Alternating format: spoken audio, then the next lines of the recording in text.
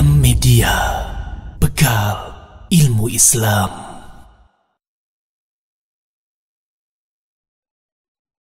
Innal hamdalillah hamdan katsiran thayyiban barakan fihi kama yuhibbu rabbuna wa yardah. Asyhadu an la ilaha illallah la syarika lah wa asyhadu anna Muhammadan abduhu wa rasuluhu la nabiyya ba'dah. Qala Allah ta'ala fi kitabil karim as-sami'il alim minasyaitonir rajim.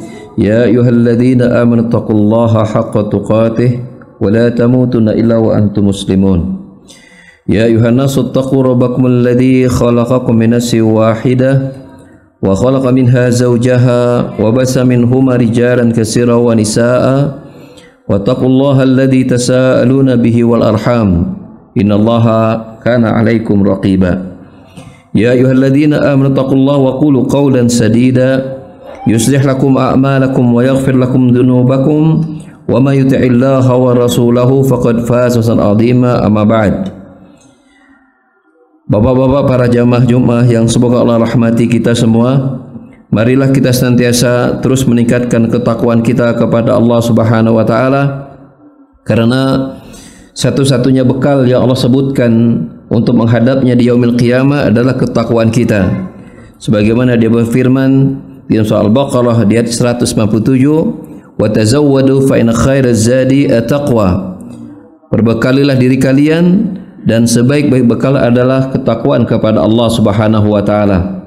Dan sebagaimana kita telah pahami, arti takwa itu adalah kita menjalankan semua yang perintahkan dan meninggalkan semua yang Allah larang. Salam dan salawat tentu terus kita bahasakan lisan kita untuk Nabi kita Muhammad sallallahu alaihi wasallam. Terlebih pada hari Jumat ini ada perintah khusus dari Rasulullah SAW untuk memperbanyak salawat kepada beliau di hari Jumat ini. Dan tentu keutamaan yang besar bila seseorang itu bersalawat untuk Rasulullah SAW, maka Allah akan banyak memuji orang tersebut karena salawatnya kepada Rasul di hadapan para malaikatnya dengan 10 kali pujian atas salawat hamba tersebut kepada Allah SAW. Sebagaimana beliau bersabda, "Man shalla alayya salatan sallallahu alaihi arsy salawat." Barang siapa yang bersalawat kepadaku dengan satu salawat, maka Allah akan membalas salawatnya dengan 10 kali. Tafsir para ulama diantaranya Abdul Ali dan Tafsir Katsir, maksudnya bahwa Allah akan memuji-muji orang tersebut di hadapan para malaikatnya, ya, di sisi Allah Subhanahu wa taala. Bila orang itu bersalawat 1 kali, maka Allah akan memujinya 10 kali. Kebayang betapa besarnya pujian Allah kepada mereka yang melebihkan salawat itu tidak hanya satu kali, dan itu dikhususkan di hari Jumat, ya, dengan keutamaan yang lebih. Para jamaah sekalian, rahimanallahu wa iyyakum, ada sebuah ayat yang sangat populer di telinga kita, sampai-sampai ada sebagian orang menyebutnya ini doa sapu jagat. Artinya sangat terkenal, populer, dan sangat banyak dan mudah dihafal, yaitu doa Rabbana atina fid dunya hasanah wa fil akhirati hasanah wa qina adzabannar. Ya Rabb kami, berikanlah kepada kami kebaikan di dunia dan juga kebaikan di akhirat, serta jauhilah kami dari adab neraka. Itu terdapat dalam surah Al-Baqarah ayat yang ke-201. Dan bila kita mau membaca sedikit ayat ini, ternyata di ayat yang ke-200-nya Allah Subhanahu wa taala menyebutkan adanya golongan manusia yang berdoanya mirip dengan doa tersebut tapi memiliki hakikat yang sangat jauh. Allah Ta'ala berfirman di ayat yang sebelumnya dari ayat itu, wa minan nasi may yaqulu rabbana atina fid dunya wa ma lahum fil akhirati min khalaq. Di antara manusia ada yang berdoa kepada Allah, ya Allah berikanlah kepada kami semua nikmat-nikmat dunia. Apapun yang berbau dunia dia minta. Ya. Dia tidak mengaitkan kebaikan dunianya, tapi pokoknya berkaitan dengan dunia dia minta. Ya, dan orang itu tidak mendapatkan satu bagian pun di akhirat nanti, kata Allah Subhanahu wa taala. Artinya apa yang dia minta di dunia Allah berikan. Tapi ketika dia tidak minta kebaikan dunia tersebut, maka di akhirat Allah berikan keburukan semata kepada dirinya. Wa minhum, dan di antara manusia ada yang berdoa, nah ini yang benar, yaitu Rabbana atina fid dunya hasanah wa fil akhirati hasanah wa qina adzabannar. Yaitu golongan yang kedua ini, ya, golongan yang tidak saja ya, meminta agar ketika dunia Allah berikan kepada dirinya itu menjadi kebaikan buat dirinya, tetapi juga meminta kebaikan di akhirat dan agar diselamatkan dari api neraka. Dan semua kita mengetahui kebaikan di akhirat hanya satu saja, yaitu surga. Tapi bila kita lihat dari doa ini, ternyata permintaan dunia hanya satu kali, itu pun harus mengandung kebaikan, dan permintaan akhirat 2 kali. Ya, Rabbana atina fid dunya hasanah, ya Allah berikanlah kepada kami kebaikan dunia, 1 lafaz, sedangkan untuk akhirat 2 lafaz, yaitu berikanlah kepada kami kebaikan akhirat berupa surga dan jauhkanlah kami dari adab neraka. 2 kali lafaznya. Tentu pesan yang sangat berharga buat kita bahwasanya tidak mungkin kita mendapatkan kebaikan dunia sedikit pun kecuali bila semua perkara dunia itu dapat memasukkan kita ke surga dan menyelamatkan dari neraka. Baru kemudian dunia itu kita dapatkan kebaikan. Karena bila kemudian setiap dunia yang Allah berikan kepada kita membuat kita banyak berbuat maksiat, membuat kita jauh dari Allah Subhanahu wa taala, maka itu tidak mendapatkan kebaikan dunia. Bila dunia hanyalah banyaknya materi, tingginya jabatan, tingginya kedudukan, banyaknya harta dan seterusnya, maka bukankah itu Allah juga berikan kepada orang-orang kafir? Apalagi di zaman hari ini kita melihat dunia begitu terbuka dan itu dikendalikan oleh mereka. Apakah kita mengatakan bahwasanya mereka mendapatkan kebaikan dunia? Jawabannya tidak. Oleh karena itu seorang mukmin ketika dia membaca Rabbana atina fid dunya hasanah, hendaklah dia fahami bahwa dia menginginkan agar semua nikmat dunia yang Allah berikan kepada dirinya, apakah itu harta, apakah itu jabatan, atau itu kedudukan, apakah itu pasangan, apakah itu keturunan, tempat tinggal dan segala macam kendaraan yang lainnya, maka dia harus pastikan bahwasanya itu akan menghantarkannya semakin dekat kepada Allah Subhanahu wa taala. Dan bila kenyataannya demikian, maka banyak-banyaklah bersyukur. Dia bersyukur kepada Allah Subhanahu wa taala karena Allah telah membimbing dunianya untuk mendekatkannya kepada surga. Namun, kita harus waspadai. Kita harus waspadai ketika kita mengucapkan doa Rabbana atina fid dunya hasanah, tapi ternyata setiap dunia Allah bukakan kepada kita, itu membuat kita lalai dari Allah Subhanahu wa taala, berarti doa itu belum Allah kabulkan, atau jangan-jangan kita tidak tahu apa yang kita minta dengan lafaz tersebut. Maka melalui khutbah ini khatib mengajak kepada pribadi dan semua jamaah yang hadir di sini, ketika kita membaca doa Rabbana atina fid dunya hasanah, maka pastikan bahwa doa yang kita minta itu kita ingin Allah Subhanahu wa taala menjadikan semua nikmat-nikmat dunia Allah berikan kepada kita, membuat kita semakin dekat kepada Allah Subhanahu wa taala, membuat kita semakin dekat dari surganya dan menjauhkan kita dari adab neraka. Di antara para ulama ada menafsirkan kebaikan dunia itu di antara rezeki yang halal. Ya bagaimana tidak? Karena setiap orang yang kemudian mendapatkan harta yang haram, kata Nabi SAW, kullu lahmin nabatan min sutin fanaru aula bihi. Setiap daging yang tumbuh berasal dari harta yang haram, maka neraka itu lebih pantas bagi daging tersebut. Artinya setiap apa yang kita konsumsi kita dapatkan dari makanan-makanan yang haram dengan cara yang haram, maka tentu itu akan membawa kita kepada neraka. Berarti Rabbana atina fid dunya hasanahnya belum terjadi. Maka ketika kita meminta Rabbana atina fid dunya hasanah, bila Allah mengabulkan, Allah akan menghantarkan kita untuk mendapatkan rezeki yang halal.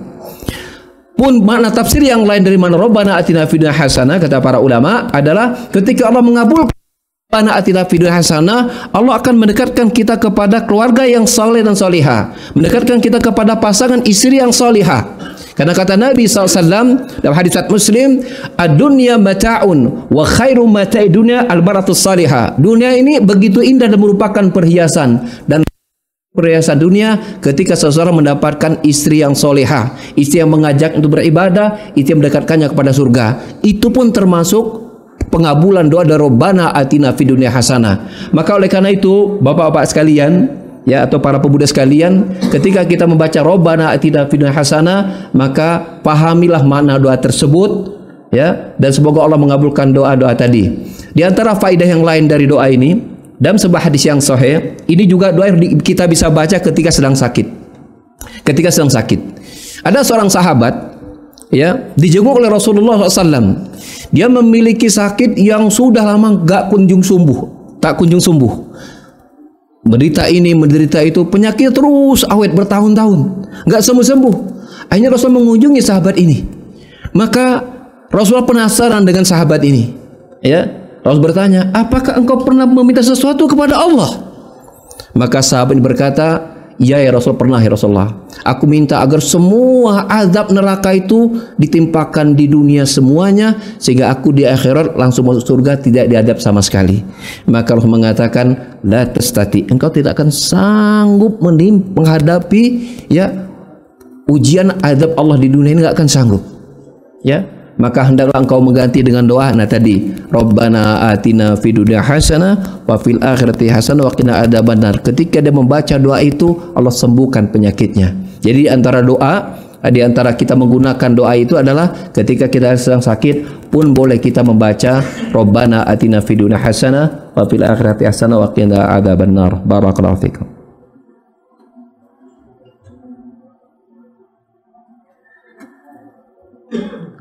Innal hamdalillahi hamdan katsiran thayyiban mubarakan fihi kama yuhibbu rabbuna wa yardah. Asyhadu an la ilaha illallah wahdahu la syarika lah wa asyhadu anna Muhammadan abduhu wa rasuluhu la nabiyya ba'da. Masyaallah muslimin rahimanallahu wa iyyakum. Dalam sebuah hadis yang lain, Rasulullah sallallahu alaihi wasallam mengajarkan kepada kita, kepada orang beriman tentunya, agar akhirat itu harus menjadi tujuan utama kita. Bila seseorang telah menjadikan hidupnya, pikirannya, batinnya untuk mencari surga dan selamat dari neraka, maka di dunianya Allah akan berikan. Allah jadikan dia kaya walaupun secara materi mungkin tidak berkecukupan. Dalam sebuah hadis yang sahih yang diriwayatkan oleh Imam Ahmad, Rasulullah sallallahu alaihi bersabda, "Man kanatil akhiratu hammuhu." Barang siapa yang akhirat menjadi tujuan utama hidup seseorang, ja'alallahu al-ghina fi qalbih. Allah akan jadikan hatinya itu cukup, penuh dengan berkecukupan. Wa jama'alahu syamlahu. Allah tuntaskan urusan hidupnya. Wa atathu dunya wa hiya raghimatun. Dan dunia akan mudah untuk mendatangi dirinya, tapi dia tetap memandang dunia itu hina. Sebaliknya, wa man kanatid dunya hammuhu. Sebaliknya, barang siapa yang dunia menjadi tujuan hidupnya, ja'alahu faqra baina ainaihi. Maka Allah akan jadikan dalam pandangannya itu dia selalu fakir, selalu miskin, selalu kurang. Padahal mungkin harta sudah banyak, tapi dia tetap merasa kurang gelisah, merasa tidak berkecukupan. Ya, wa faraqal syamdahu. Allah berantakan urusan hidupnya. Mungkin keluarganya berantakan, ininya berantakan, jiwanya berantakan. Dia tidak mendapatkan ketenangan hidup walaupun secara materi Allah berikan kecukupan kepada dirinya.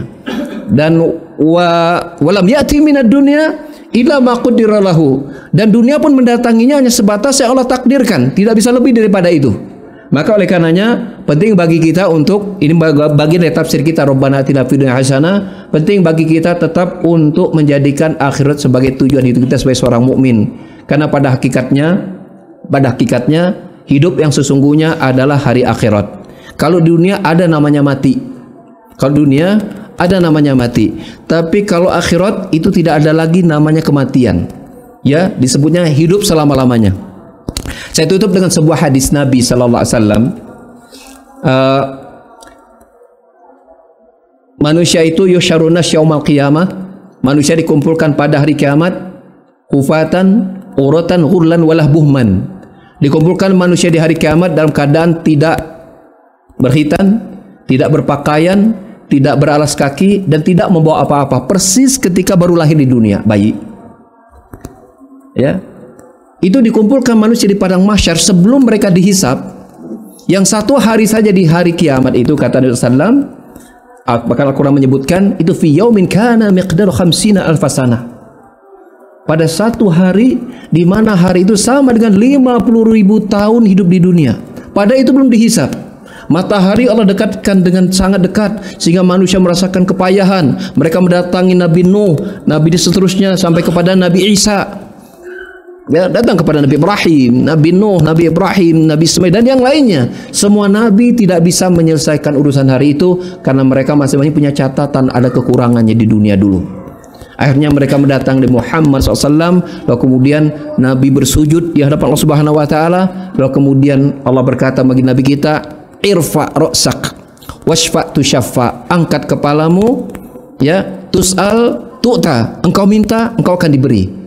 Ya, engkau minta syafaat, engkau akan diberi syafaat. Maka Nabi meminta kepada Allah setelah manusia mendatangi para nabi semuanya enggak bisa, mereka datang kepada Nabi kita Muhammad SAW agar Rasulullah menyampaikan urusan manusia kepada Allah, maka Rasul pun minta kepada Allah agar urusan disegerakan pada hari itu.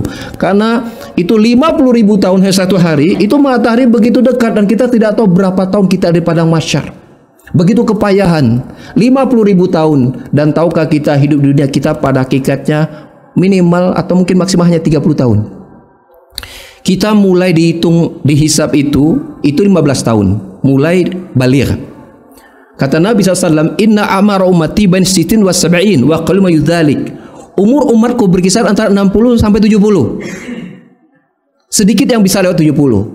Anggap umur Muhammad itu rata 60. Dikurangi 15. Dia beramal 45 tahun. Tapi apakah beramal? Jawabannya dipotong tidur 8 jam. Berarti sepertiga. Dan berarti dikurangi 45 sepertiga, berarti 30 tahun dia beramal. Hanya 30 dia beramal. Maka oleh karena itu, hendaklah setiap kita memikirkan waktu kita yang sangat singkat, karena setiap detik kita hidup di dunia menentukan amal kita. Banyaklah kita beribadah, jaga hati kita, jaga lisan kita, jaga perbuatan kita, karena setiap apapun yang kita ucapkan, setiap apapun yang kita sampaikan, setiap apapun yang kita kerjakan, pasti ada catatannya, sehingga Allah mengabadikan itu dalam surah Al-Kahfi, itu dibaca tiap Jumat. Ya, manusia berkata, mali hadal kitab la yughadiru saghiratan wala kabiratan illa ahsaha. Kitab apa ini yang tidak meninggalkan satu pun yang kecil apalagi yang besar kecuali semua tertulis. Maka ingat, siapkanlah hari itu, karena setiap apa yang kita ucapkan, setiap apa yang kita kerjakan, setiap apa yang kita fikirkan, itu kelak kita akan mendapatkan catatan tersebut. Dan jangan sampai nanti kita menyesal karena catatan kita berarti, jangan sampai itu bisa keburukan, naudzubillah. Maka berlindunglah kepada Allah dari keburukan dunia dan mintalah kepada Allah kebaikannya. Semoga Allah mengabulkan permintaan kita. Amin Allahumma amin. Rabbana ighfir lana wa liwalidayna warhamhuma kama rabbana shighara. Rabbana la tuzigh qulubana ba'da idh hadaytana wa hab lana min ladunka rahmatan innaka antal wahhab. Allahumma ya muqallibal qulub tsabbit qulubana ala ta'atik wa ya musarrifal qulub sarrif qulubana ala dinik. Rabbana atina fid dunya hasanah wa fil akhirati hasanah wa qina adzaban nar wa qina adzaban nar wa qina adzaban nar. Aqulu qawli hadza astaghfirullah li wa lakum, aqimus shalah. Media Bekal Ilmu Islam.